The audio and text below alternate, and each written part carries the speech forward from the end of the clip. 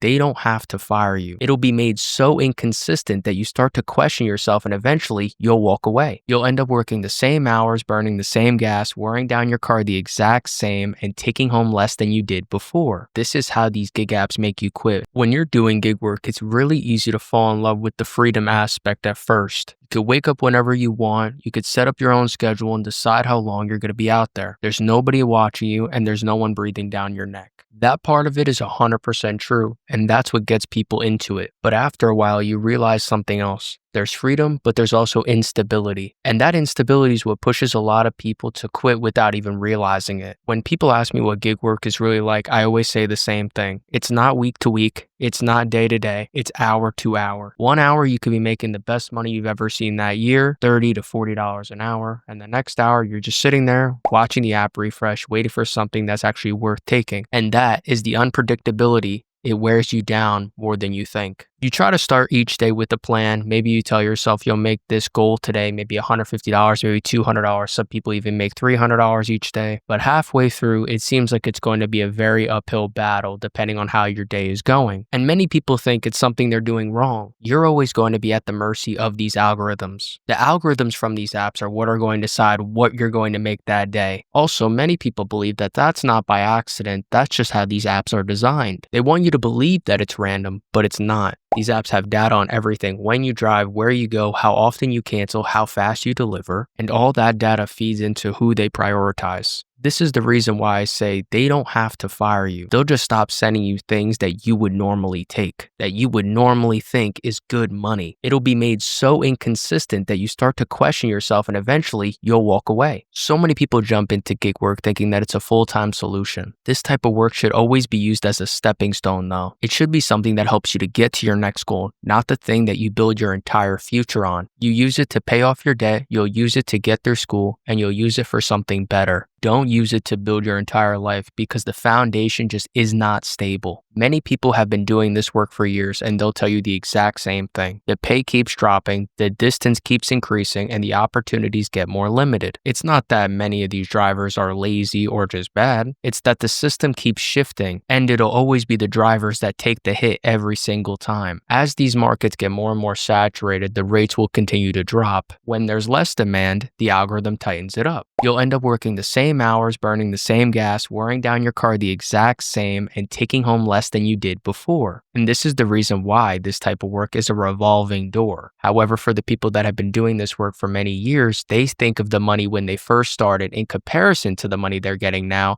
for the same exact work. So why would that be worth it? That's what I mean when I say this is how these gig apps make you quit, not by force, but by exhaustion. You don't really notice the burnout until you're very deep into it. At first, you'll tell yourself it's just a slow week, maybe the algorithm's off, maybe the demand is low, but that week turns into a month. Before you know it, you've already been running on fumes. The thing about gig work is it's not physically hard most of the time, it's the mental exhaustion. It's the waiting, the uncertainty, the constant feeling that if you don't grab that next offer, you might not see another one like that all day. That pressure builds up, and even though nobody's yelling at you, it's like you're still working under stress every single minute that you're out there. Something that I've stressed to you guys is that when I would wake up for these morning routes, there were days where I didn't get anything, but that's an hour that you're waking up, let's say from 2:30 in the morning till 3:30 in the morning, that you're looking for a route, you're looking for something that's going to be good. And you end up some days with nothing and you're not going back to sleep from 2:30 in the morning to maybe now 4:30 in the morning. So those 2 hours you've just been up in the middle of the night and you're just exhausted the next day. I mean, many times you can't really sleep in that well and you still have to now find some more work that you have to do that day. You're going to constantly have that feeling of, oh, what am I going to do that's going to make me the equivalent amount of money since I couldn't make that morning route happen? So then you'll think, oh, maybe I should be doing Spark then.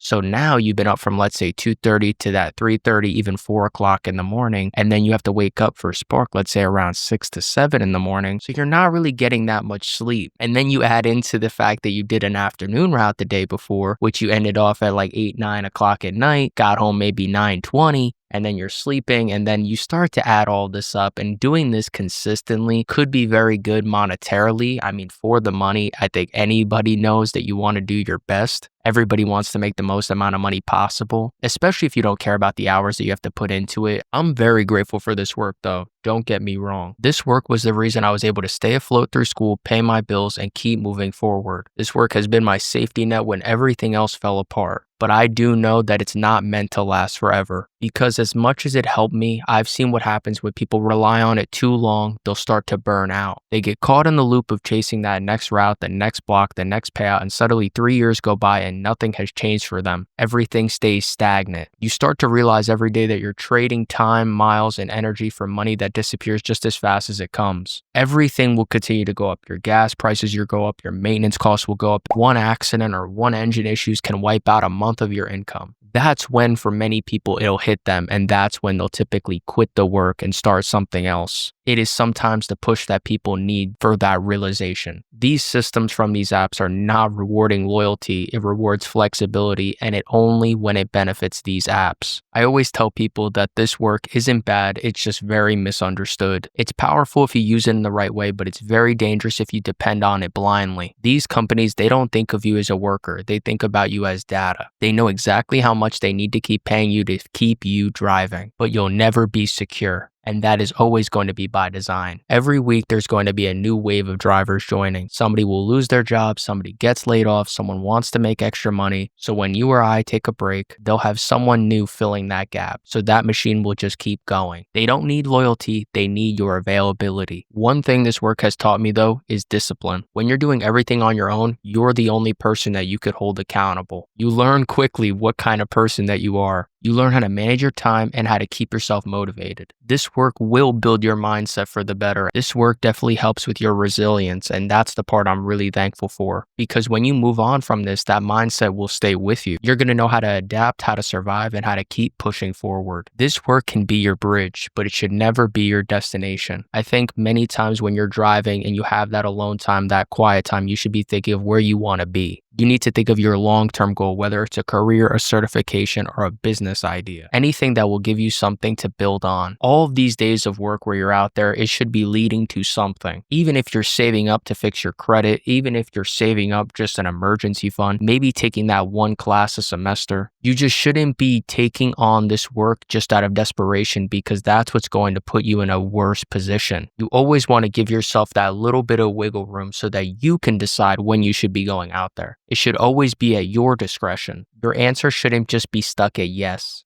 That is what the peace of mind really is, not having to accept every single thing they give you. That's when the power is then in your hands. The second you stop needing these apps, you'll start seeing them a lot differently. You'll no longer be chasing those routes, you'll be choosing them. You're not depending on it anymore. You're using it for what it's meant to be, a temporary income, an additional income, not permanent survival. The truth is, as flexible as this work feels, it still controls you in its own way. Many people know they can't do this work forever, and it's not because they don't enjoy it, it's because the system is so unpredictable. I believe the system is predictable, though. I believe the last 5 years where this work really popped off and became very popular, I think it showed the true colors from it. I think as you see the pricing go down for many of these apps, I think that speaks volumes. Many people are just hoping that there will be a price change, but there never will be. The pay for these apps are never going to go back to where they were. There's no long-term benefits from this work. There's no guarantees. All of the companies for these apps will continue to find new ways to pay less while making it look like more. You need to use the system and don't let them use you. Take the money when it's good, make it flexible. The reason why flexibility works with these apps is you take the money when it's good to go out there. You don't take the money to consistently go out there. You always want to be working towards something. The freedom will feel nice, but the peace of mind will make you sleep better at night. There will always be better opportunities, but these apps are gonna make you quit. It doesn't have to be through deactivation or bad ratings, but by slowly showing you that you deserve better. And once you realize that, you'll start to see the work for what it is. Gig work isn't your enemy, it just shouldn't be your destination. If you use it with good intention, it can open many doors for you. But if you let it control you, it's gonna keep you stuck in place. If you could figure out what you want to get out of this work, every single day that you're out there is going to feel like a step towards something better. And that's when the work is going to have really significant meaning. And it'll give you that motivation to keep going out there every single day to keep making it happen till you achieve that goal. To the next route.